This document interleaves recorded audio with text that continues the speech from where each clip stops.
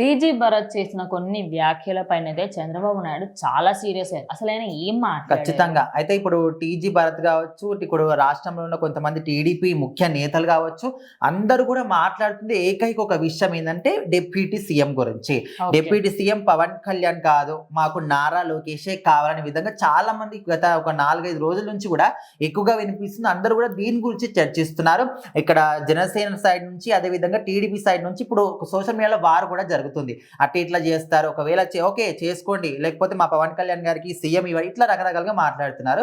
So ఇప్పుడు meet and great కార్యక్రమంలో ఇక్కడ టీజీ భరత్ మాత్రం కొన్ని కీలకమైన వ్యాఖ్యలు చేయడం జరిగింది. ఏ విధంగా అంటే టీడీపీకి ఫ్యూచర్ ఈజ్ నారా లోకేష్, అదే విధంగా కాబోయే సీఎం కూడా నారా లోకేష్ అనే విధంగా కొన్ని వ్యాఖ్యలు అయితే చేశారు. ఓకే, అంటే ఆల్రెడీ మండుతున్న దానిపైన అగ్గి ఇంకా అదే అనుకోవచ్చు. అయితే ఇప్పుడు ఇక్కడ డిప్యూటీ సీఎం చేయడానికి నారా లోకేష్ అని అందరూ అంటుంటే ఎవరు కూడా ఒప్పుకోవడం లేదు. సో అలాంటిది మీరు కాబోయే ఫ్యూచర్ లో సీఎం అనే వ్యాఖ్యలు కూడా చేయడం జరిగింది. సో ఈ వ్యాఖ్యలకు గాను ఎవరో జనసేన వాళ్ళు కాదు, అదేవిధంగా బీజేపీ వాళ్ళు కాదు, టీడీపీ వాళ్ళు స్వయంగా సీఎం చంద్రబాబు నాయుడు రియాక్ట్ అవుతూ తన కొడుకు గురించి అయినప్పటికీ కూడా ఆయన మాత్రం టీజీ భరత్ ని మాత్రం కొంచెం మందలింపుగా మాట్లాడడం జరిగింది. ఎందుకంటే నేను నారా లోకేష్ ఇక్కడ ఇదే స్టేజ్ మీద ఉన్నాడు, నేను ఇక్కడే ఉన్నాను, అసలు ఈ ప్రోగ్రామ్ ఏంటి, మీరు మాట్లాడుతున్న మాటలు ఏంటి, మీరు మాట్లాడేదానికి ఈ ప్రోగ్రామ్ కి ఏమైనా సంబంధం ఉందా, ఇలాంటి మాటలు మాట్లాడడం అసలు కరెక్ట్ కాదు, అసలు ఇలాంటి సందర్భాల్లో మాట్లాడడం అసలుకే కరెక్ట్ కాదు అనే విధంగా ఆయనకు కూడా చెప్పడం జరిగింది.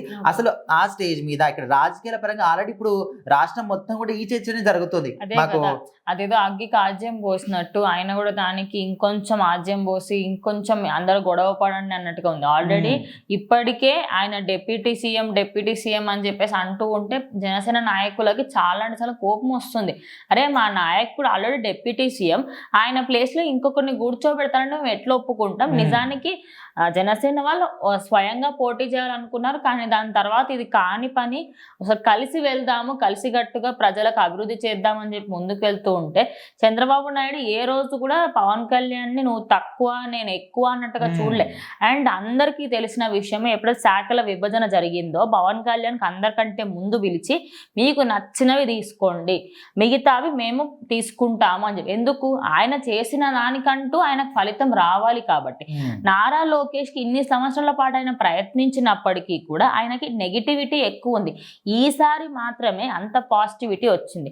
ఆయనకు సడన్ గా డైరెక్ట్ గా సీఎం పదవి అనడం కూడా ఒక విధంగా కరెక్ట్ గా. అంటే ఈ పాయింట్ ఆఫ్ వ్యూలో కూడా ఇప్పుడు మనం చూస్తే ఇప్పుడు ఇక్కడ డిప్యూటీ సీఎం ఇదంతా కూడా పక్కన పెడితే ఇప్పుడు చంద్రబాబు నాయుడు కానీ, నారా లోకేష్ కానీ, పవన్ కళ్యాణ్ కానీ ఎవరు కూడా దీనికి సంబంధించి ఎవరు ఏం మాట్లాడలేదు. బయటకు వచ్చి వాళ్ళకి అసలు ఇది మాకు ఓకే ఇది కాదని ఎవరు కూడా చెప్పట్లేదు. కానీ ఇక్కడ ఎవరు కార్యకర్తలు చెప్తున్నారు, వాళ్ళకి వాళ్ళు మాట్లాడుకుంటున్నారు, సోషల్ మీడియా వైరల్ అవుతుంది. కానీ మేమే మాట్లాడినప్పుడు, మేమిద్దరం ఒకటే స్టేజ్ మీద ఉన్నప్పుడు నువ్వు ఈ విధంగా మాట్లాడడం కరెక్ట్ కాదని ఇక్కడ చంద్రబాబు అయితే చెప్పడం జరిగింది.